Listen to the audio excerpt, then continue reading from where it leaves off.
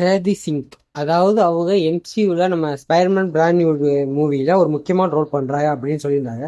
அவங்க தான் குயின்டேசியா வரப்போறாங்க அப்படி இப்படின்னு நிறைய ரூமர்ஸ் ஆல்ரெடி மாத்தி மாத்தி வந்துகிட்டே இருந்துச்சு. பட் இப்போதைக்கு ஒரு செட்பிக் கிளிக் ஆயிருக்கு. அந்த செட்பிக்ல பெருசா எதுவும் தெரியல. பட் அவங்க ஆர்மி போடுற பேண்ட்டும் ஒரு பூட்ஸும் போட்டுக்கிட்டு நிற்கிறாங்க. ஸோ இதை வச்சு பார்க்கும்போது அவங்க ஃபீமேல் பனிஷரா இருக்கிறதுக்கான வாய்ப்பு அதிகம் இருக்கு அப்படிங்கிற மாதிரி இப்போதைக்கு சொல்லிட்டு இருக்காங்க. ஏன்னா அந்த கேரக்டர் தான் இந்த மாதிரி ஒரு அவுட்லுக்ல அப்பியர் ஆகும் அப்படிங்கறதுனால இவங்க அதே ஒரு அவுட்லுக்ல இருக்கிறதுனால கண்டிப்பா இவங்க லேடி பனிஷரா இருக்கிறதுக்கான வாய்ப்பு தான் அதிகமா இருக்கு அப்படிங்கிற மாதிரி சொல்லிட்டு இருக்காங்க. பட் இது உண்மையா இல்லையாங்கிறது இது வரைக்கும் நமக்கு தெரிய வரல. எந்த ஒரு அவுட்லுக்லயுமே அவ ஃபுல் அவுட்லுக் தெரியல. ஸோ ஃபுல் அவுட்லுக் தெரிஞ்சாதான் இவங்க கண்டிப்பா இந்த ரோல் தான் பண்றாங்களா அப்படின்னு தெரிய வரும். பட் ஃபேன்ஸ் எல்லாருமே சொல்றது அந்த ரோல் தான்.